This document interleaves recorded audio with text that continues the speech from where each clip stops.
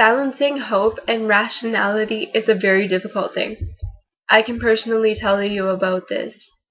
During the early spring, my horse, Lady, who most of you have heard me talking about, got injured. At first I didn't understand the extent of the injury until I saw it for myself. She could barely walk on her leg, and right then and there I knew I was going to have to make the hardest decision of my life. I'll start at the beginning. I had pretty much grown up with horses. My first horse I got when I was 5, and I had him for 3 years until he had to be sadly put down.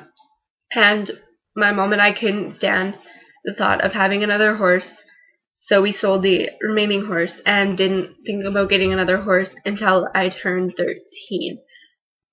So I started looking for horses, and I found this nice gelding. I rode him for a little while, and then the owners decided to rip him out from under me. And I said, that's it. I'm done. Horses aren't meant for me. So one day, curiously, I was just browsing through photos of horses for sale, and I found this gorgeous paint mare who caught my eye right away. I convinced my mom that we should go look at her, and as soon as I sat on her back, it felt like my old guy that we had to put down was reincarnated. We bought her that day and took her home 2 days later.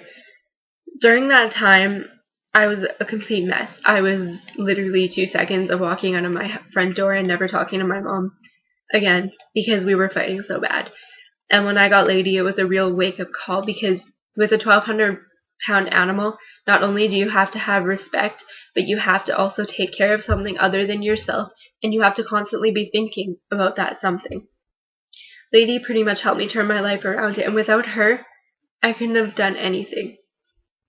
So this setback had me in tears night after night, and I couldn't think of anything else besides putting her out of her misery. Then we talked to the vet, and the vet said that she should be okay and everything would work out.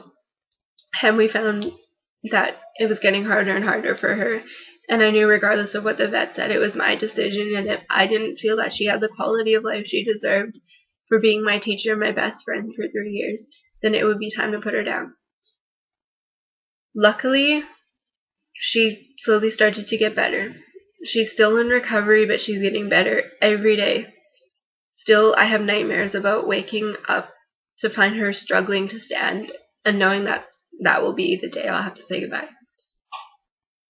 I'm making this video because people think that, there are things in life that need maturity and discipline, but I believe that letting go of your best friend is probably the hardest thing you could ever do. I hope she can make it through this winter, because I pray that she can make one more day with us.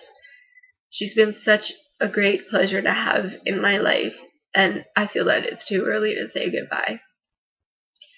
Like I said in the beginning, you really have to balance hope with all your other virtues.